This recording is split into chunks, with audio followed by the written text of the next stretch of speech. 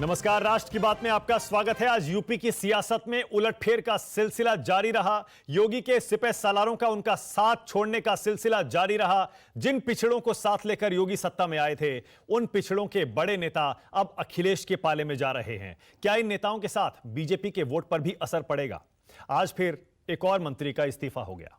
योगी सरकार में आयुष मंत्री डॉक्टर धर्म सिंह सैनी ने अपने पद से इस्तीफा दे दिया और फौरन अखिलेश ने उनके साथ अपनी यह तस्वीर भी ट्विटर पर पोस्ट कर दी।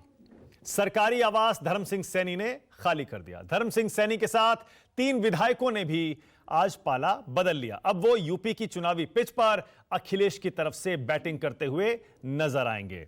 बिधुना सीट से बीजेपी विधायक विनय शाक्य इस्तीफा दे दिया। शिकोहाबाद से विधायक मुकेश वर्मा इस्तीफा दे दिया। धौरहरा से विधायक बाला प्रसाद अवस्थी, उन्होंने भी इस्तीफा दे दिया। ये जो एक एक करके आज और 4 इस्तीफे हुए हैं, वो भी कई तरह के सवाल खड़े कर रहे हैं। तो जैसे मैंने कहा, 1 मंत्री और 4 विधायक आज इस्तीफा दे गए। उनके नाम आपको आपकी टीवी स्क्रीन पर हम दिखाते रहेंगे। अब इस्तीफे की चिट्ठी में डॉक्टर धर्म सिंह सैनी, जो कि आयुष मंत्री थे योगी सरकार में, उन्होंने क्या लिखा है, पहले जरा वो सुन लीजिए। माननीय राज्यपाल जी, माननीय मुख्यमंत्री योगी आदित्यनाथ जी के मंत्रिमंडल में आयुष, खाद्य सुरक्षा एवं औषधि प्रशासन विभाग में राज्य मंत्री स्वतंत्र प्रभार के रूप में रहकर पूर्ण मनोयोग के साथ उत्तरदायित्वों का निर्वहन किया। किंतु जिन अपेक्षाओं के साथ पिछड़ों, वंचितों, दलितों, किसानों और बेरोजगार नौजवानों ने मिलकर भारतीय जनता पार्टी को प्रचंड बहुमत से भाजपा सरकार बनाने का काम किया, उनकी एवं उनके जनप्रतिनिधियों के प्रति लगातार हो रही उपेक्षात्मक रवैये के कारण उत्तर प्रदेश मंत्रिमंडल से इस्तीफा दे रहा हूं। सादर डॉक्टर धर्म सिंह सैनी। उत्तर प्रदेश का हर वर्ग जो भारतीय जनता पार्टी का कैडर का वर्कर था, जो पदाधिकारी था, उसका भी शोषण हुआ, उसकी मार पिटाई हुई है। पुलिस ने पूरे तरीके से उनका शोषण किया। कल आप भी सपा ज्वाइन करेंगे स्वामी प्रसाद मौर्य के साथ? कल आप भी सपा? अब ये स्वामी प्रसाद मौर्य जी बताएंगे, जो वो कहेंगे वो करेंगे। उन्होंने तो ट्वीट कर दिया है। ट्वीट कर दिया तो हम भी उनके साथ जाएंगे। ये बताइए और कौन कौन आ रहा है, और कौन कौन आ रहा है? अभी देखिए, आज तीसरा दिन है इस्तीफा देने का, आज तीसरा दिन है। इसी तरह रोज एक मंत्री 20 तारीख तक, प्रतिदिन 1 मंत्री, 3-4 विधायक रोज इस्तीफा देंगे। ये मान लीजिए 20 तारीख तक।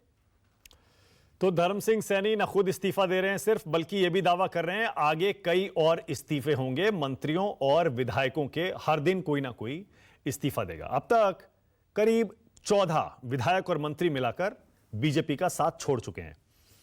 पहले राधा कृष्ण शर्मा, फिर उसके बाद स्वामी प्रसाद मौर्य। एक एक करके सारे नाम आपकी टीवी स्क्रीन पर आज इसीलिए दिखा रहा हूं।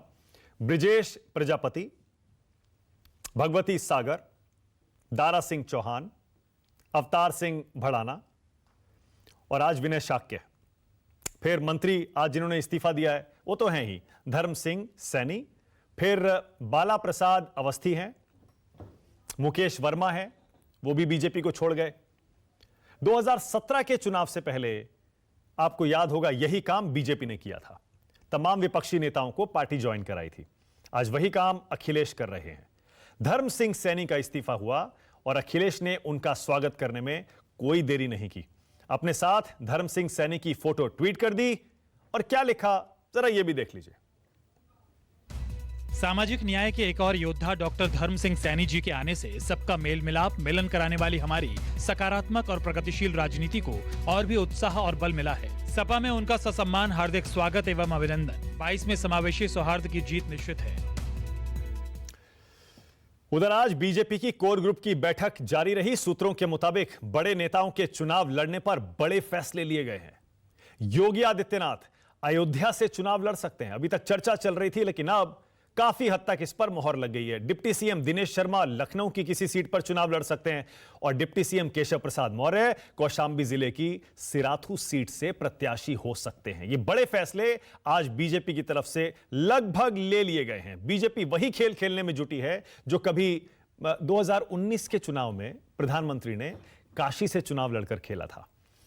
पीएम ने पूर्वांचल को साधा था और योगी भी अब लगता है उसी राह पर हैं। अयोध्या से चुनाव लड़कर वो अपनी हिंदुत्ववादी छवि को भुनाने की कोशिश कर रहे हैं। साथ ही उनका यह दाव पूर्वांचल की कई सीटों पर भी असर डाल सकता है। बीजेपी केंद्रीय चुनाव समिति की बैठक के बाद केशव प्रसाद मौर्य मीडिया के सामने आए और कहा, यूपी में उम्मीदवारों को लेकर चर्चा हुई। बैठक में 172 सीटों पर उम्मीदवारों के नामों पर चर्चा हुई है। साथ ही दावा यह भी किया गया कि 2017 से भी ज्यादा बड़ी जीत इस बार बीजेपी दर्ज करेगी। बैठक के माध्यम से जो 172 सीटों को लेकर चर्चा हुई, बहुत सार्थक हुई और भारतीय जनता पार्टी शानदार विजय, जैसी विजय हमने 2017 में प्राप्त की थी, उससे भी शानदार विजय हम 2022 में प्राप्त करेंगे। इस सब के उलट स्वामी प्रसाद मौर्य एक बार फिर आज मीडिया के सामने आए और आरएसएस को नाग, बीजेपी को सांप करार दे दिया। साथ ही खुद को नेवला बताते हुए बीजेपी को खत्म करने की बात कही। जरा सुनिए क्या बोले स्वामी प्रसाद मौर्य।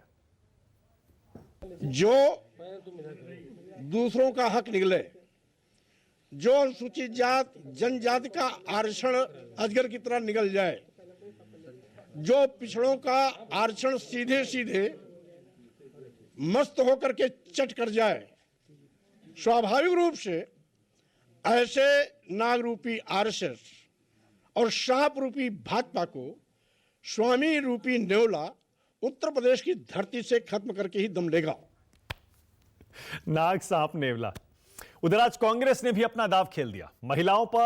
ज्यादातर महिलाओं को लेते हुए अपनी उम्मीदवारों की पहली लिस्ट जारी कर दी। 125 उम्मीदवारों की पहली लिस्ट में 50 महिलाओं को टिकट दिया गया है।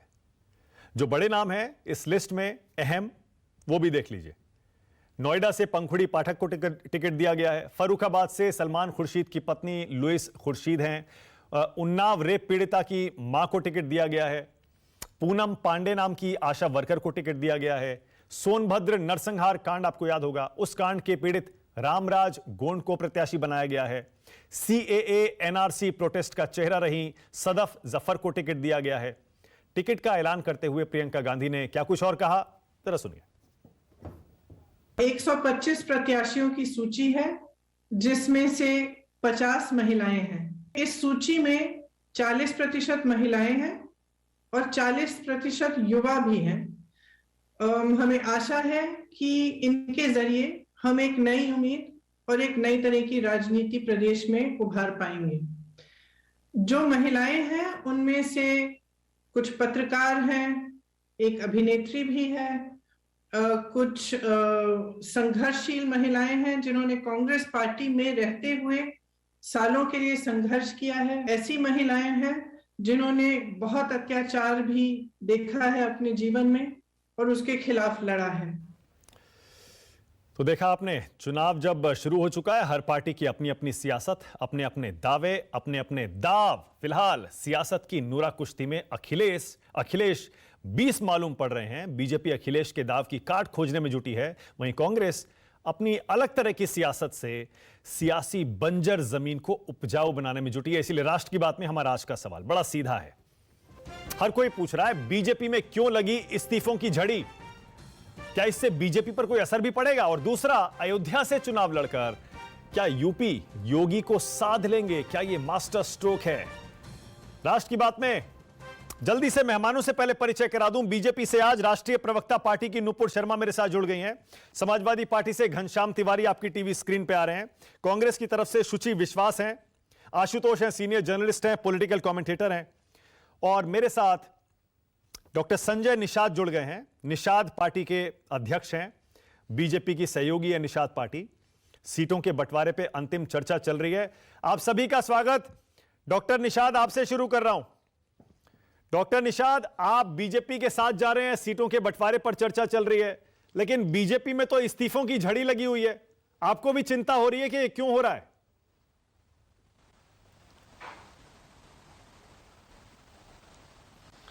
कोई चिंता का विषय नहीं है कि जो कि इस्तीफा देने वाले जो लोग हैं, इनको चुनाव आयोग ने चुनाव आचार संहिता लगते ही खारिज कर दिया है।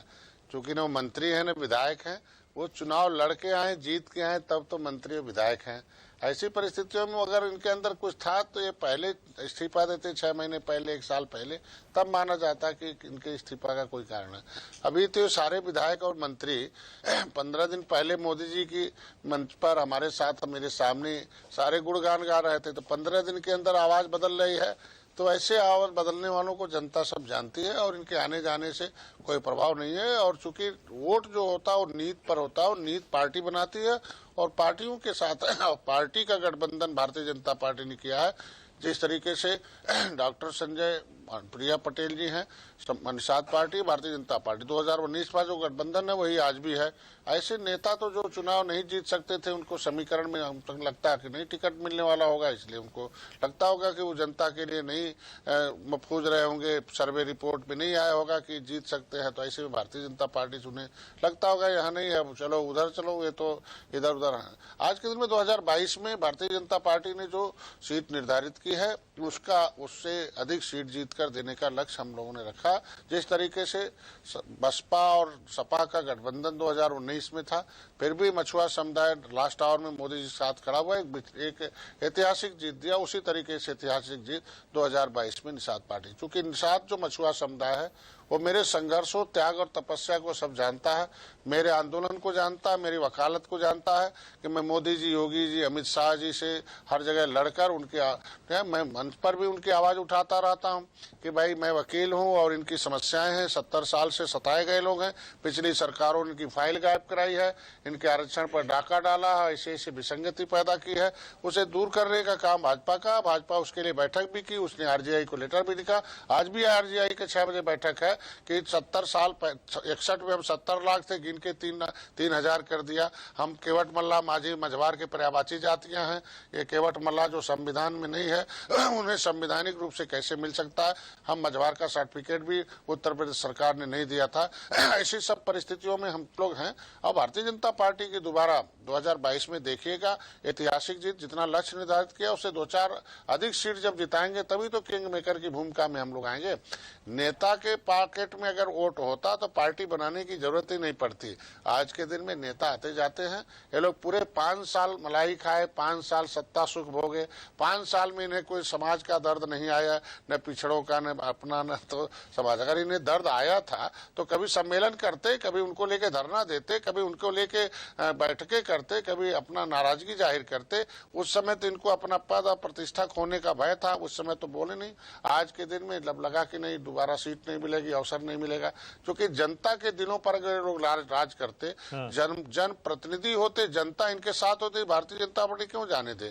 आज के दिन में क्यों इनके टिकट कटते हो? इस तरीके से है, इनके साथ इनके आने जाने से कोई प्रभाव पड़ने वाला नहीं। अच्छा डॉक्टर निषाद, एक चीज और बताइए, आपने कहा कि पिछली बार जितनी सीटें आई थी उससे भी कुछ एक ज्यादा ही सीटें इस बार आपका गठबंधन बीजेपी के साथ जीतेगा, तो कितनी सीटें आप कह रहे हैं? 325 आई थी पिछली बार गठबंधन की पूरी, इस बार कितनी सीटें? 2-3 सीट मतलब कितना? 330 कह रहे हैं आप, 335 कितना कह रहे हैं? मैं इसके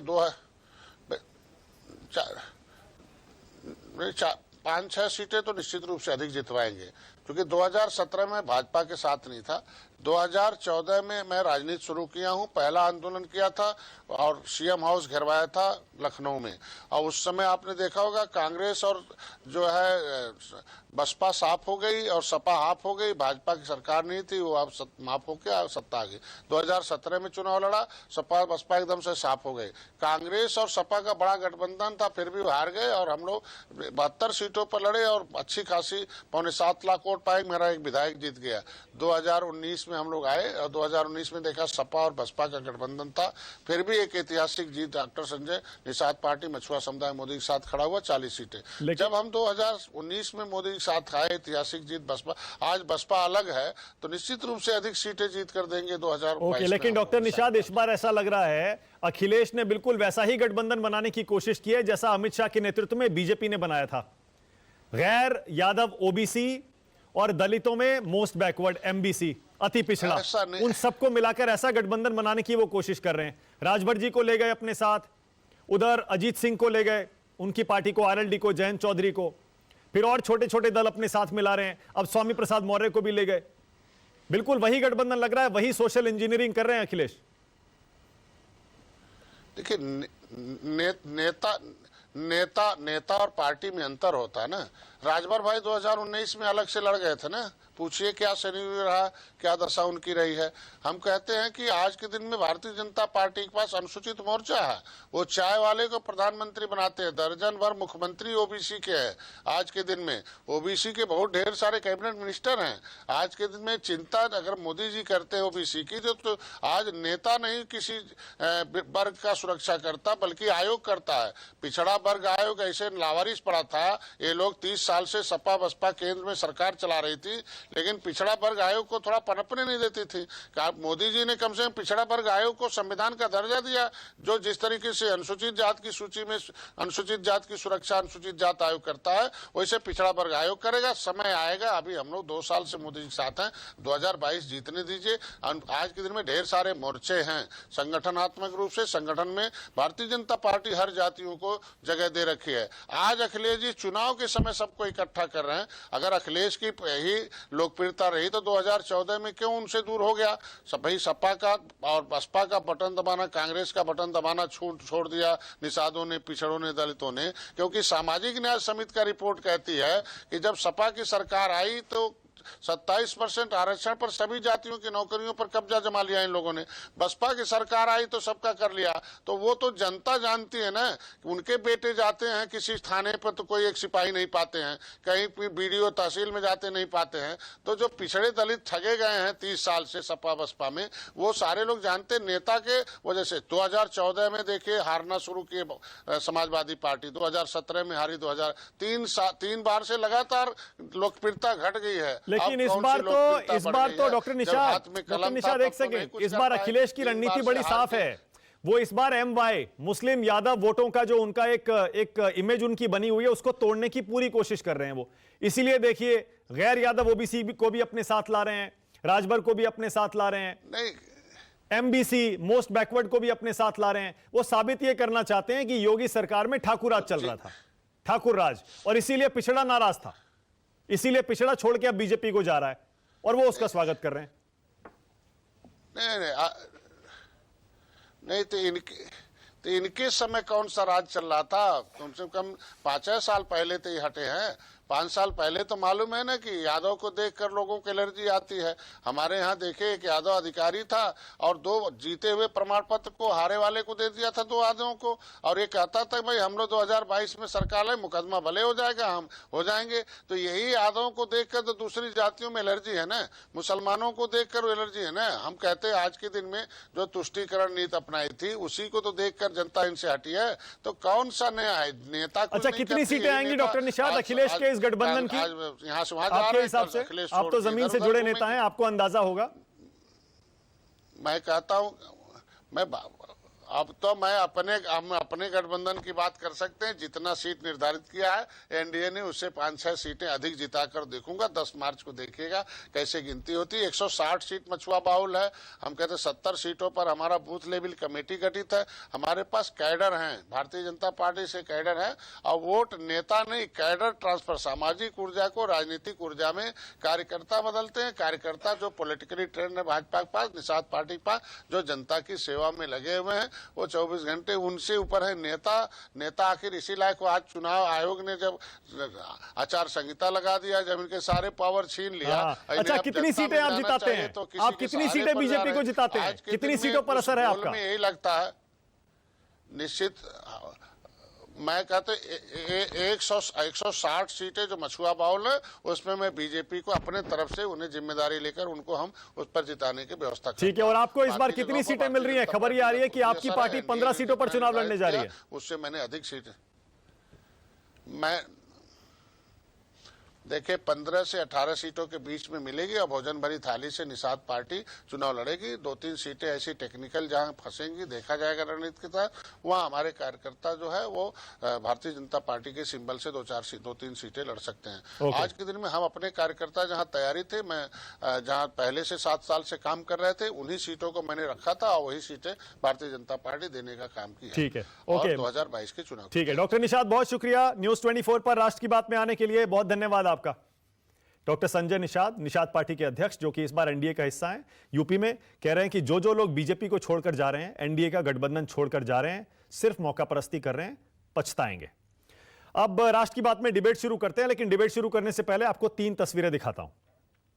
यूपी में आज धर्म सिंह सैनी जो मंत्री थे योगी सरकार में, उन्होंने जो इस्तीफा दिया, अगर उसकी तुलना पिछले 2 मंत्रियों के इस्तीफों से की जाए, ऐसा लगता है बिल्कुल एक जैसी भाषा है इन सारे इस्तीफों में। पहली बात जो कही गई है वो ये कि मैंने पूरे जिम्मेदारी मनोयोग के साथ अपने उत्तरदायित्वों का निर्वहन किया। उसके बाद सबसे अहम एकदम कॉमन चीज जो इन तीनों इस्तीफों में है वो है कि दलितों, पिछड़ों, किसानों, बेरोजगारों, इन सबकी उपेक्षा हुई है। दलितों और पिछड़ों पर खास जोर दिया गया है। 3 इस्तीफे 3 मंत्रियों के लगभग एक जैसे। घनश्याम तिवारी, आप ही से शुरू कर रहा हूं। इन तीनों मंत्रियों के इस्तीफे एक जैसे क्यों है घनश्याम तिवारी? क्या यह समाजवादी पार्टी की रणनीति है, सोची समझी?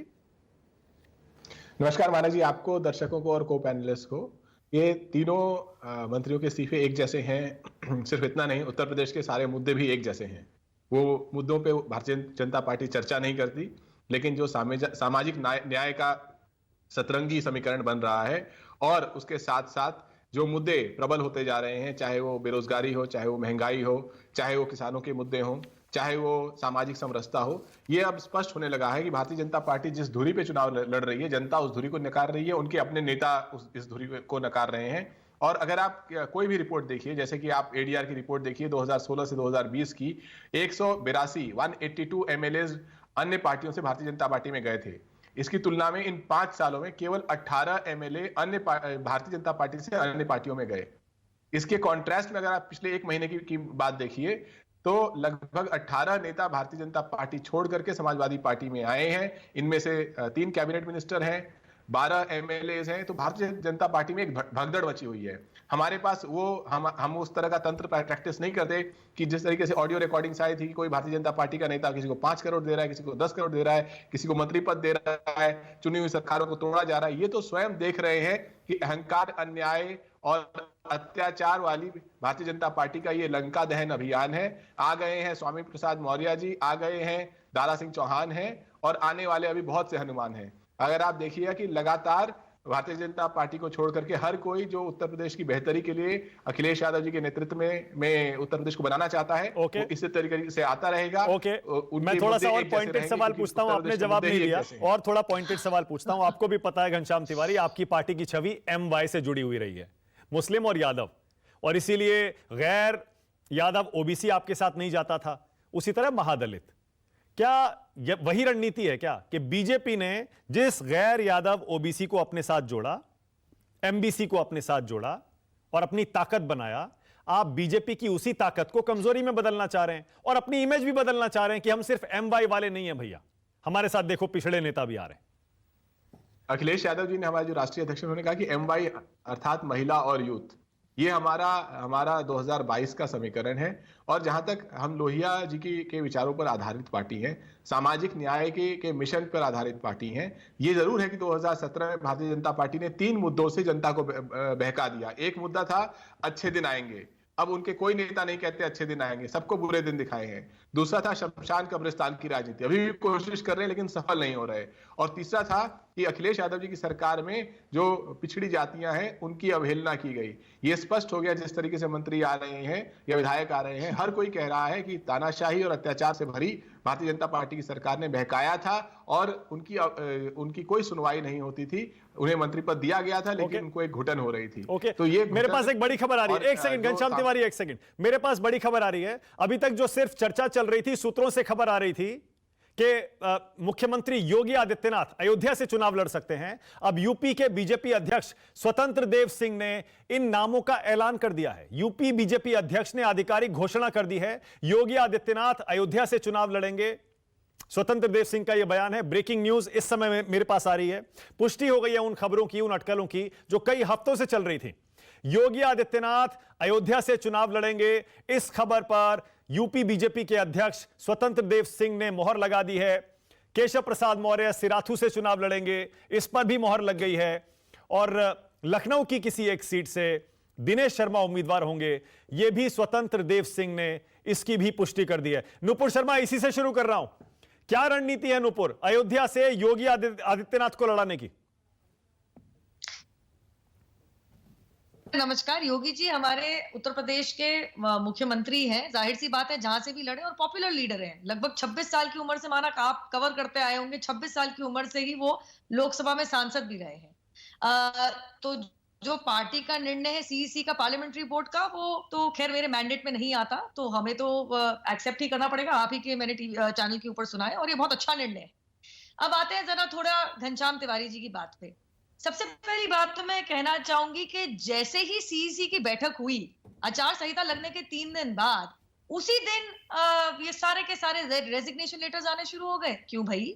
4 साल 10 महीने आपको भाजपा और आरएसएस में साफ नहीं नजर आया, 4 साल 10 महीने आपको भाजपा दलित और ओबीसी विरोधी ये नजर नहीं आया। जब पिछले साल जब केंद्र मंत्रिमंडल में मानक जी लगभग 27 ओबीसी और 20 एससी और एसटी मंत्री चुने गए नरेंद्र मोदी जी द्वारा, तब आपको ये सब नजर नहीं आया। जब ओबीसी कमीशन का गठन किया, इस्टेब्लिश किया नरेंद्र मोदी जी की सरकार ने 2015 में, तब आपको ये नजर नहीं आया। ना आपको ये नजर आया कि डॉक्टर अंबेडकर के लिए भी जो काम किया है खुद बकायदा प्रधानमंत्री नरेंद्र मोदी जी ने, तब आपको सब कुछ सब बढ़िया लग रहा था। साफ सी बात यह है कि जो सुर्खियों में मैं देख रही हूं कि कुछ टिकटों का तबादला हो सकता है, कुछ इधर उधर हो सकता है, कुछ कट भी सकती है टिकट। उसके चलते 4 साल 10 महीने बाद सबको याद आया कि भारतीय जनता पार्टी तो ओबीसी और दलित विरोधी है। तो इसमें आप क्या कहेंगे? आप मलाई खाने की बात कर रहे हैं, वो बात मैं भी कह दूंगी। जो अभी निशाद जी ने कही वो बात मैं भी कह दूंगी। दूसरी बात पर नुपुर कैसा लगता है ये भी तो देखिए ना। एक सवाल पूछा, लगता कैसा है ये? बोलना चाहूंगी, परसेप्शन कैसा बनता है? देखिए ना, 14 विधायक जिसमें 3 मंत्री अगर 3, 4, 5 दिन में ही छोड़ के चले जाएं, और जैसा घनश्याम तिवारी कह रहे हैं, वो तो यही कहेंगे भगदड़ मच गई है। देखिए, इससे पता लगता है कि किस तरफ सियासी हवा बह रही है। देखिए, अगर टिकट अनाउंस हो चुके होते, सपोजिंग टिकट अनाउंस हो चुके होते मानक जी, उसके बाद जिनकी कटी होती उनको क्या समाजवादी पार्टी अंदर लेते? सबसे पहला सवाल तो ये आ जाता है। टिकट डिक्लेयर हुई है। आगे जरा मैं एक चीज और बताना चाहूंगी, घनश्याम यहाँ पे आंकड़े बता रहे थे, कुछ आंकड़े मेरे पास भी हैं। 2014 से 519 नेताओं ने अपनी पार्टियों का तबादला किया है। 519, जिसमें से 2014 से 2021 के बीच में केवल 33 नेताओं ने तबादला किया है। कितने? केवल 33। और अगर आज का भी मिला लूं तो 36। तो इतना मैं पूछना जरूर चाहूंगी। आपने 2 सवाल पूछे, उसका जरा जवाब मैं भी चाहती हूं। आपने कहा कि रेजिग्नेशन लेटर की लगभग एक ही भाषा है। देखिए, नकल में भी अकल चाहिए होती है। अगर आप अकल की अपेक्षा कर रहे हैं समाजवादी पार्टी से, तो माफी चाहती हूँ, ये तो होगा नहीं। और दूसरी बात मैं जरूर कहना चाहूंगी, इतनी नकल कर दी कि त्रिपाठी जी का भी एक नकली रेजिग्नेशन लेटर जारी कर दिया था। बेचारे त्रिपाठी जी को बकायदा कल आप लोगों के सामने आके बताना पड़ा, मैं पार्टी नहीं छोड़ के जा रहा, मैं समर्पित कार्यकर्ता हूँ। सोमवार की शाम को एक बसपा के एक बड़े नेता ने मेरे से टीवी बहस पे, मैं उस टीवी बहस पे थी, सपा के प्रवक्ता से क्या पूछा, अरे तुम्हारे पास तो नेता ही नहीं है, चुनाव लड़वाने के लिए कैंडिडेट ही नहीं है, तुम तो अभी गली गली भटक रहे हो लोटा लेके कि कोई भी तुम्हारे टिकट पे चुनाव लड़ ले। तो आज वो नजर आ रहा है। और दूसरी बात मैं पूछना चाहूंगी मुस्लिम यादव वोट बैंक पे, अगर इतना ही ओबीसी की चिंता है तो किसी नॉन यादव को चीफ मिनिस्टरियल कैंडिडेट क्यों नहीं डिक्लेयर करती समाजवादी पार्टी? नुपुर, लेकिन आपने अभी भी जवाब नहीं दिया। मैं फिर पूछ रहा हूं, आपने जो मुद्दा उठाया मैं उसी पे ही हूं अभी। उसके बाद आ रहा हूं शुचि आशुतोष, आ रहा हूं। बीजेपी अखिलेश ये साबित करना चाह रहे हैं कि आपकी सरकार में, योगी राज में ठाकुरवाद चल रहा था, ठाकुरवाद, और पिछड़ों को बहुत अपमानित महसूस हुआ, इसीलिए छोड़ छोड़ के जा रहे हैं। हर दिन देखिए कुछ ना कुछ हो रहा है। परसेप्शन की लड़ाई में आप पिछड़ते हुए लग रहे हैं, क्या आपको नहीं लगता ऐसा?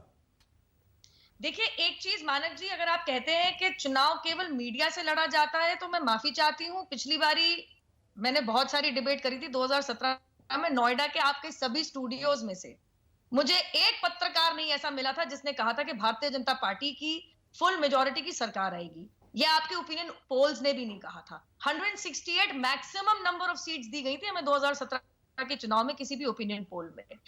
चुनाव का परसेप्शन ग्राउंड पे लड़ा जाता है। जो मैंने अभी तमाम आपको नीतियां बताई, काम गिनाए, जब आप नौकरी, मैं रोजगार की बात नहीं कर रही, जब आप नौकरी लगभग 6 लाख दे देते हैं, जब आप 42 लाख घर बना देते हैं, जब आप अर्थव्यवस्था में इतना सुधार लाते हैं कि देश के अंदर नंबर 2 पे, महाराष्ट्र के बाद नंबर 2 पे उत्तर प्रदेश की अर्थव्यवस्था अपने आप को पाती है, जब आप लगभग सभी के घर में शौचालय, गैस कनेक्ट,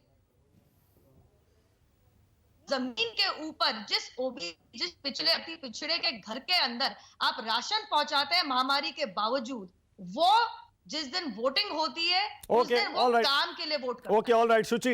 शुचि, पहले तो आपका रिएक्शन, ये जो घनश्याम तिवारी कह रहे हैं, आप भी सहमत हैं क्या कि ये जो भगदड़ मची है ये कुछ कह रही है?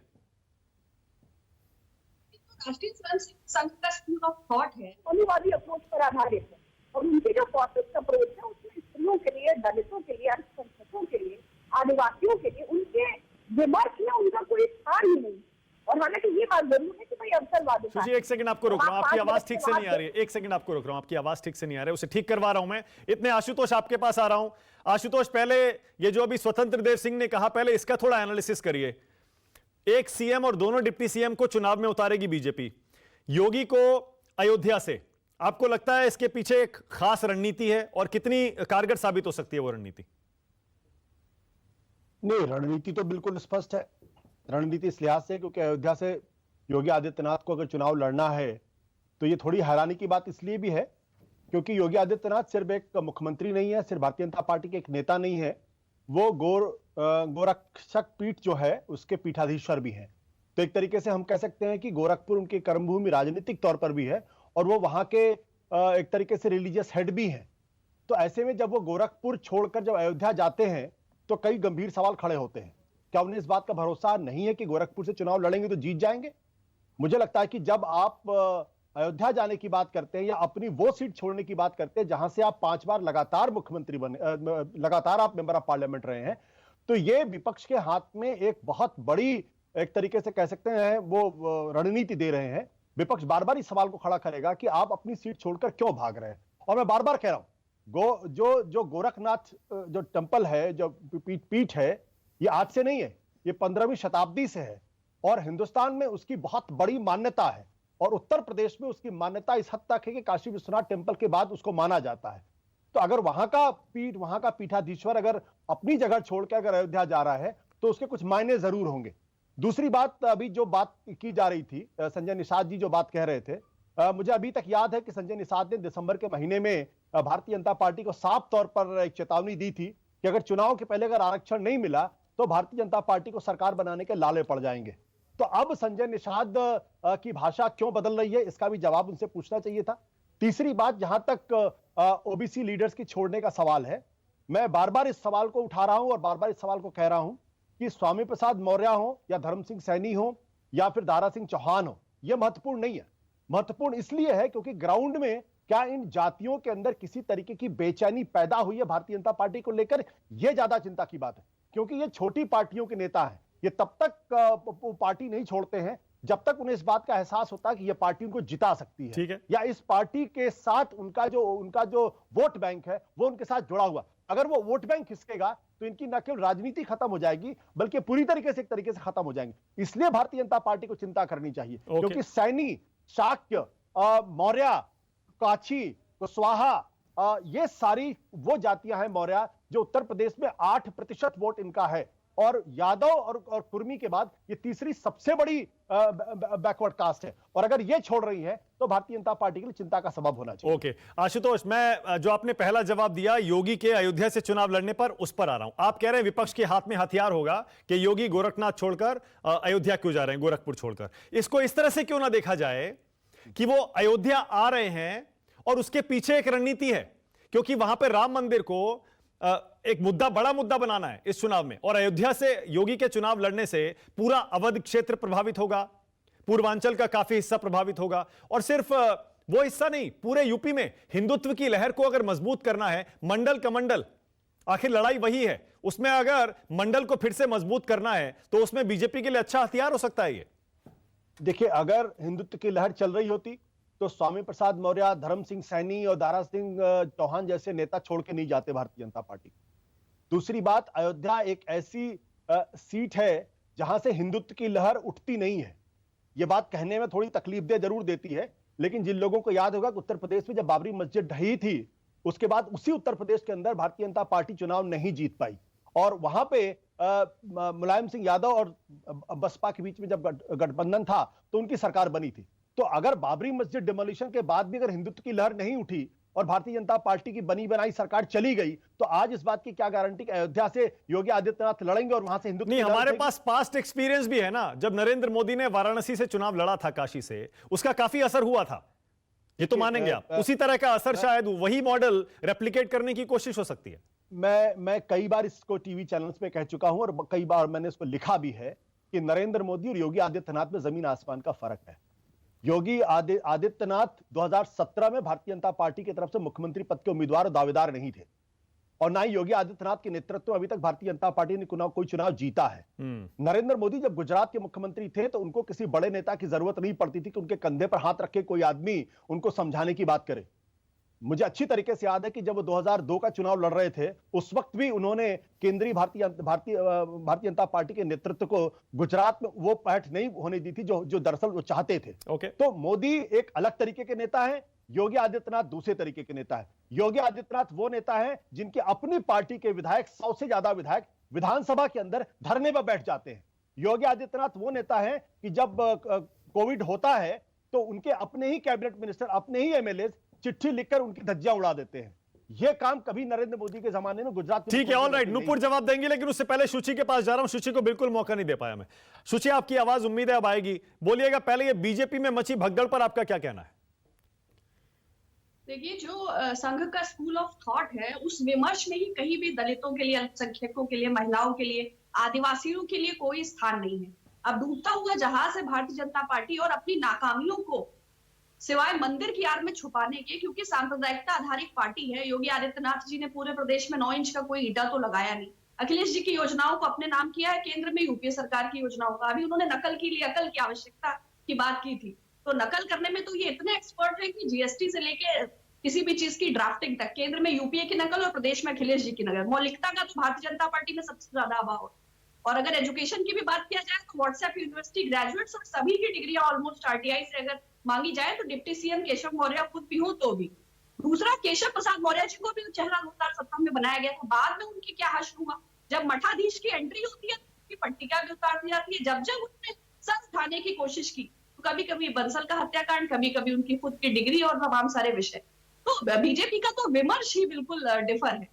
और ये सब बहुत सीजन्ड पॉलिटिशियन है, वो ये बिल्कुल महसूस कर सकते हैं कि चाहे अनुदेशकों की समस्या हो, चाहे शिक्षा मित्रों की समस्या हो, चाहे बीएड अभ्यर्थी रहे हो, चाहे टीटी अभ्यर्थी हो रहे हो, चाहे आशा बहुओं की समस्या हो, चाहे भोजन माता, चाहे रसोईया, चाहे बेरोजगारी, चाहे जो पैंडेमिक का जो फेल्योर रहा गवर्नमेंट का कि नाइजीरिया से बह करके लाशें आई और सरकार ने सिर्फ डेटा मैनिपुलेशन और हेडलाइन मैनेजमेंट किया, तो टैक्स पेयर्स के पैसे को अपना चेहरा चमकाने के लिए इस्तेमाल किया।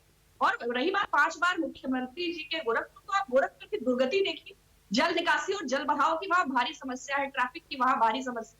तो कॉन्स्टिट्यूशनल पोस्ट पर रहने के बाद ये लोग सिर्फ कम्युनल क्लैश में बिलीव रखते हैं, ये सिर्फ कम्युनल पॉलिटिक्स करते हैं। एक्चुअली ये कॉन्स्टिट्यूशनल तरीके से सरकार चलाने में ना कभी विश्वास किया, ना संविधान की रक्षा करने का, ये दायित्व का निर्वहन करने में विश्वास रखते हैं। तो ये वही भगदड़ है, ये इनके पतन के संकेत है जो बहुत शीघ्र इनको विजिबल होंगे। ओके, नुपुर आपको दोनों का जवाब देना है, आशुतोष का भी और शुचि का भी। हाँ, आशुतोष जी से तो मैं एक ही चीज पूछना चाहूंगी। उन्होंने आपके 2 सवालों पे 2 ऐसे जवाब दिए कि वो अपनी बात को ही नकार गए। पहले कहते हैं कि भैया गोरखपुर छोड़ के जा रहे हैं, अयोध्या में सेफ सीट ढूंढ रहे हैं। आपके दूसरे सवाल पे उन्होंने ये कह दिया अयोध्या कोई सेफ सीट नहीं, बीजेपी जीतती नहीं। देखिए, भारतीय जनता पार्टी के अंदर किसको कहां से टिकट मिलेगा और कौन टिकट कहां से छोड़ रहा है, देखिए अभी तक तो निर्णय हुआ नहीं। शायद आशुतोष जी हमारी पार्टी की सीईसी और पार्लियामेंट्री बोर्ड में बैठते होंगे कि इनको सब पता है 403 सीटों पे कौन कहां से लड़ रहा है। साफ सी बात यह है कि निर्णय पार्टी का है। नहीं, निर्णय हो गया ना। स्वतंत्र देव सिंह ने कहा, इसीलिए मैंने ये सवाल पूछा। नुपुर, स्वतंत्र देव सिंह ने कह दिया। मैं जवाब दे दूं, मैं जवाब दे दूं, प्लीज आप उसके बाद पूछ लीजिएगा। एक तरीके से मैं समझाऊं तो ये समाजवादी पार्टी वर्सेस बीजेपी का चुनाव है। मतलब के 20% वो नकारात्मक शक्तियां जो समाजवादी पार्टी की है, जो जिन्ना तक को चुनाव में लेके आए, और 80% वो सकारात्मक शक्तियां जो कंस्ट्रक्टिव पॉलिटिक्स में और विकास की बात करती हैं, सबका साथ सबका विकास की बात करती हैं। तो जिन लोगों ने कर सेवकों के ऊपर गोली चलाई थी वर्सेस जिन्होंने भव्य राम मंदिर का जो स्वप्न था वो पूरा करके दिखाया, चाहे वो कोर्ट में हो संवैधानिक तौर तरीके से, चाहे वो और आज जिस तरीके से उस मंदिर को बिल्कुल साकार होता हम सबके सामने हम देख रहे हैं, we are speculating it, we are eye witnesses to this great civilisational change in this country, वो वाली लड़ाई है। अब रही कांग्रेस की बात, जरा सोनिया गांधी की डिग्री कहां से आई थी, जरा मुझे याद दिलाइएगा। कांग्रेस के तो इतने बुरे हाल है कि अपनी एक महिला नेता से एक स्टेज मैनेज अपने ही पैर के ऊपर गोली चलवा दी ताकि उनको टिकट मिल जाए। अब उनकी चोरी भी पकड़ी गई, क्या नाम है उनका, रीटा यादव। ये तो कांग्रेस के हाल है। कांग्रेस ने जब समाजवादी पार्टी की साइकिल पे हाथ मारा था तो पंचर तक हो गई थी। जिनका खुद का कुछ अस्तित्व नहीं है वो बड़े बड़े बयान करती है। हाँ, आपको अगर कोविड की चिंता है तो ऑस्ट्रेलिया के सेनेटर WHO और हार्वर्ड फालतू के अंदर योगी आदित्यनाथ जी की तारीफ नहीं कर रहे थे। साथ ही साथ मैं एक सवाल आपसे पूछना चाहूंगी, जब 8 मृतकों की, कोविड से मृतकों की डेड बॉडीज को आपने एक ही चिता पे आग लगा दी थी महाराष्ट्र के अंदर, तब आप कहां गई थी? तब आपको कोविड की चिंता नहीं थी। अच्छा नुपुर, ये जो 14 लोग छोड़ के गए आपकी पार्टी को, ये 80 में आते हैं 20 में आते हैं? ये जो 14 लोग छोड़ के गए हैं, आपने कहा 80-20 की लड़ाई है, ये 80 में आते हैं या 20 में आते हैं? क्योंकि आपने सवाल पूछा, आपने मुझे एक याद दिलाई। स्वामी प्रसाद मौर्य जी जरूर छोड़ के गए, लेकिन आप लोग की अटकलें दिखा रहे हैं क्योंकि उनके बेटे को टिकट नहीं मिल रहा था। अभी आशुतोष जी ने कहा कि छोटे छोटे नेता छोड़ के जा रहे हैं, ऐसे तो परसेप्शन बन रहा है। उनकी बेटी छोड़ के नहीं गई है, उनकी बेटी ने तो बकायदा टीवी पे आके, संघमित्रा जी ने टीवी पे आके कहा है कि मैं आज भी भारतीय जनता पार्टी से सांसद हूं और भारतीय जनता पार्टी के साथ ही रहूंगी। तो इसको क्या माने कि परिवार के अंदर ही भेद हो गया? हाँ, परिवार के भेद से याद आया, हरिओम यादव जी जो अपने परिवार, यादव परिवार को नहीं संभाल पा रहे, वो हमारी पार्टी में आ गए हैं। वो क्या तो जनता को संभालेंगे, क्या उत्तर प्रदेश को संभालेंगे? घनश्याम तिवारी, क्या ये कमंडल और मंडल की लड़ाई दिख रही है क्या? उधर से योगी आदित्यनाथ अयोध्या से उतर रहे हैं, इधर आप सोशल इंजीनियरिंग में लगे हुए हैं। देखिए, आदित्यनाथ जी का टिकट कट चुका है, टिकट मिला नहीं है, टिकट कट चुका है गोरखपुर के लिए। 10 मार्च को आदित्यनाथ जी आएंगे, अखिलेश जाएंगे और अखिलेश जी आएंगे। 10 मार्च का जनादेश आ रहे हैं अखिलेश, हमारा अभियान है। जहां तक ये सोचिए कि ये 80-20 की आपने बात की, जिसको भारतीय जनता पार्टी के लोग बहुत लच्छेदार तरीके से बताते हैं, 80-20 हेट स्पीच है और देश के चुनाव आयोग को इसका संज्ञान लेना चाहिए, स्वतः संज्ञान लेना चाहिए। कोई भी सोशल लिसनिंग का टूल इस्तेमाल कीजिए, आपको पता चलेगा कि इस तरह की स्पीच किस तरीके से हेट को ट्रिगर करती है। आप उसको यूट्यूब पे यूज कीजिए या फिर फेसबुक पे यूज कीजिए, ये जानकारी मिल जाएगी। अगर आज चुनाव आयोग इसका संज्ञान नहीं लेता है तो कल इस तरह की हेट स्पीचेस और बढ़ेंगी। अच्छा, वो इमरान मसूद को भी कह दीजिएगा कि वो भी इस बार के चुनाव में हेट स्पीच ना दें। वो लव स्पीच, वैसे कह रहा हूं, बिल्कुल। जहां तक समाजवादी पार्टी का हम किसी के बीच में नहीं बोल रहे थे, समाजवादी पार्टी का सवाल है, ये आदित्यनाथ जी का डेस्परेशन है। 4.5 साल 5 साल की सरकार भारी बहुमत के बाद चलाने के बाद उनकी पार्टी नहीं कह रही है अब की बार योगी सरकार, हम कह रहे हैं आ रहे हैं अखिलेश, ये नहीं कह पा रहे अब की बार योगी सरकार। क्यों? ये इनको पता था कि 6 महीने रटने के बावजूद वो अभियान फ्लॉप हो गया। अमित शाह जी को आकर के कहना पड़ा कि अभियान अब ये होगा कि 2024 में मोदी जी को जिताना है तो 2022 में भारतीय जनता पार्टी को जिताओ। तो भारतीय जनता पार्टी इस समय ना उनके पास मुद्दा बचा है, न नेता बचा है, न अपने काम का कोई लेखा जोखा बचा है। ले देकर 80-20 जैसे हेट के एजेंडा बचे हैं। लेकिन घनश्याम तिवारी, आप बीजेपी की स्ट्रेटेजी मुझे पता है बहुत अच्छी तरह समझ रहे हैं, लेकिन आप उस बहस में पढ़ते नहीं है। आप बहुत स्मार्ट स्पोक्स पर्सन है, मैं जानता हूं, लेकिन मेरा कर्तव्य है सवाल पूछना, मैं फिर से पूछूंगा। आपको नहीं लगता अयोध्या से एक भगवाधारी सीएम का, योगी आदित्यनाथ का चुनाव लड़ना पूरे प्रदेश में एक संदेश देगा? और बीजेपी वही चाहती है, हिंदुत्व का मुद्दा मजबूत हो, एक लहर चल पड़े उत्तर प्रदेश के इस चुनाव में, जबकि आप उस तरफ छोटी छोटी जातियों को एक साथ जोड़ रहे हैं। क्या ये कमंडल वर्सेस मंडल की लड़ाई एक बार फिर से खड़ी हो रही है क्या यूपी में? अगर चुनाव में स्थिति ऐसी होती कि मुद्दों को एडवर्टाइज करके, जिस तरह भारतीय जनता पार्टी बड़े बड़े प्रचार करती है, मुद्दों को प्रचार करके लोगों को अवगत कराना पड़ता है कि देखिए आपके मुद्दे ये हैं, तो भारतीय जनता पार्टी का चुनाव अभियान चल सकता था। लेकिन इस समय तो मुद्दे मुंह बाए लोगों के सामने खड़े हैं। लोगों को पता है कि बेरोजगारी है, घर घर में है, भारतीय जनता पार्टी कितना भी प्रचार करे वो मिटने नहीं वाली है। अयोध्या से आदित्यनाथ के लड़ने से क्या बेरोजगारी मिट जाएगी? क्या इसका कोई जवाब है? एक सेकंड आपको रोकना पड़ेगा, एक सेकंड रोकना पड़ेगा। मेरे पास एक बुरी खबर आ रही है और वो एक ट्रेन एक्सीडेंट की है। एक रेल हादसा हुआ है, उसकी तस्वीरें आपकी टीवी स्क्रीन पर मैं दिखाने की कोशिश कर रहा हूं और कुछ ही देर में उसकी डिटेल्स भी आएंगी। एक ट्रेन एक्सीडेंट हुआ है, लेकिन अभी थोड़ी देर में उसकी डिटेल जब तक कंफर्म ना हो जाए तब तक मैं इंतजार कर रहा हूं। आशुतोष, क्या ये कमंडल वर्सेस मंडल का चुनाव बनता जा रहा है क्या, उत्तर प्रदेश का चुनाव? आशुतोष, कमंडल वर्सेस मंडल करने की कोशिश करेंगे, लेकिन इसमें भारतीय जनता पार्टी को फायदा होने वाला नहीं है। और मुझे नहीं लगता है कि 80 और 20 की बात करके इस देश के अंदर कोई चुनाव जीत भी सकता है। ये ब्लेटेंटली हेट स्पीच है और ब्लेटेंटली कोड जो कोड ऑफ कंडक्ट है उसका वायलेशन है, और इलेक्शन कमीशन को इसका कॉग्निजेंस लेना चाहिए। और इस तरीके की बातों को आपको भी अपने टीवी चैनल पर को स्पेस नहीं देना चाहिए था, क्योंकि हिंदुस्तान के अंदर जब आप 80-20 की बात करते हैं, इसका मतलब आप मुसलमानों के ऊपर आप इस तरीके की टिप्पणी करती है, शर्मनाक है। और मैं इसकी निंदा करता हूं आपके टीवी चैनल पर जो भी भारतीय जनता पार्टी के प्रवक्ता इस तरीके की भाषा का इस्तेमाल कर रहे हैं, उनकी भी मैं निंदा करता हूं। ओके नुपुर, रिस्पॉन्ड करिए। नुपुर शर्मा, जब ताहिर हुसैन के कैंडिडेचर का इन्होंने साथ दिया था, फोटो खिंचवा के यूं किया था, जो प्राइम अक्यूज्ड है दिल्ली के पूरे दंगों की, जिन्होंने आपके आईबी के अफसरों तक की जान ली है, तब आशुतोष जी को हेट स्पीच और हेट क्राइम का और कॉम्युनल राइट्स की सोच नहीं आई, याद नहीं आई। आज बड़बोलापन कर रहे हैं। हालांकि योगी आदित्यनाथ जी ने किसी धर्म का नाम नहीं लिया, लेकिन आज जो hate speech and love speech के यहाँ पे हमारे को लेक्चर सुना रहे हैं ना मानक जी, जरा पूछिएगा, आपने नहीं पूछा। इमरान मसूद जब कहता है नरेंद्र मोदी की बोटी बोटी काट दूंगा और उसे अपनी पार्टी में समाजवादी पार्टी जगह दे देती है, तो कहते हैं योगी आदित्यनाथ जी की डेस्परेशन। जी नहीं, समाजवादी पार्टी की डेस्परेशन है, जिनको जिन्ना में भी फ्रीडम फाइटर नजर आ गया था। आजम खान बहुत प्यार बरसा रहा होगा, अतीक और मुख्तार भी बहुत प्यार बरसा रहे होंगे। साफ सी बात तो ये है कि जब ये बकायदा, और उस दिन आपने मानक जी कुछ दिन पहले हम डिबेट पे थे ना, मैंने आपको न्यूज आर्टिकल भेजा था, 2004 के अंदर मुलायम सिंह सरकार ने बकायदा ऑर्डर दिए थे कि जुम्मे की नमाज के लिए स्कूल को बंद किया जाए। 2013 के अंदर जब अखिलेश यादव मुख्यमंत्री थे, शाहजहांपुर के डीएम ने उसी ऑर्डर को आगे करते हुए स्कूल बंद करवा दिए थे। चाहे छात्र छात्रा हिंदू हो, सिख हो, ईसाई हो, जुम्मे की नमाज के लिए उनकी पढ़ाई को भी नहीं, तुष्टीकरण का मुद्दा अलग है, लेकिन नुपुर ये 80-20 का मतलब 80-20 का मतलब एक बार फिर से समझा दीजिए। ये 80-20 का मतलब आपका क्या है? मानक, आपके चैनल पे ब्लेटेंटली हेट स्पीच दी जा रही है, इसको रोकना चाहिए आपको। ब्लेटेंटली हेट स्पीच दी जा रही है, मुसलमानों के खिलाफ लोगों को भड़काने की कोशिश की जा रही है, इसकी निंदा की जानी चाहिए और जमकर निंदा की जानी चाहिए। और ऐसे पार्टी के प्रवक्ताओं को टीवी चैनल पर बैन किया जाना चाहिए।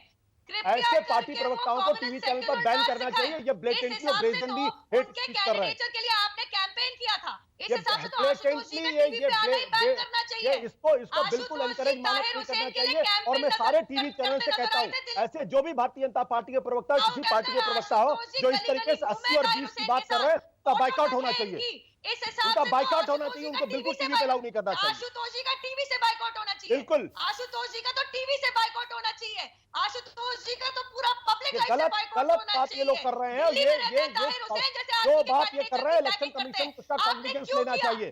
इलेक्शन कमीशन को इस बात का कॉग्निजेंस लेना चाहिए कि कैसे टीवी चैनल पर आकर लोग हेट स्पीच कर रहे हैं। ताहिर हुसैन बिल्कुल हेट स्पीच कर रहे हैं, इनको बिल्कुल। ओके, ऑलराइट, मेरे पास टाइम भी खत्म हो रहा है। शुचि, एक जाते जाते एक छोटा सा कमेंट मैं आपसे और चाह रहा हूं, माफ करिएगा, आपको ज्यादा टाइम नहीं दे पाया क्योंकि पहले आपकी आवाज नहीं आ रही थी। आज जो प्रियंका गांधी ने अपने उम्मीदवारों की एक सूची जारी की है, उसके पीछे क्या सोच है? देखिए, पहले तो नुपुर शर्मा जी की गलती नहीं है। आजादी 2014 के बाद मिली है, सृष्टि की रचना 2014 के बाद हुई है। 2014 के बाद ही इनके घर में शौचालय आया, उसके पहले नुपुर शर्मा के घर में सिलेंडर भी नहीं था। जिस स्कूल में पढ़ाई की, जिस अस्पताल में पैदा हुई और जहाँ पे पोलियो पिया होगा, फिर मुझे याद नहीं होगा, लेकिन चूंकि वो एक जहरीली मानसिकता को बिलोंग करती है, उनमें ये बेसिक डिग्निटी और मैनर भी नहीं है कि एटलीस्ट अपने सीनियर्स या किसी भी सीजन्ड पॉलिटिशियन, आइडेंटिफाइड जर्नलिस्ट के साथ कैसे बात किया जाता है। तो खैर ये कोई बड़ी बात नहीं है, क्योंकि वो ऐसी मानसिकता को बिलोंग करती है। दूसरा, उन्होंने श्रीमती सोनिया गांधी जी की डिग्री के बारे में बोला।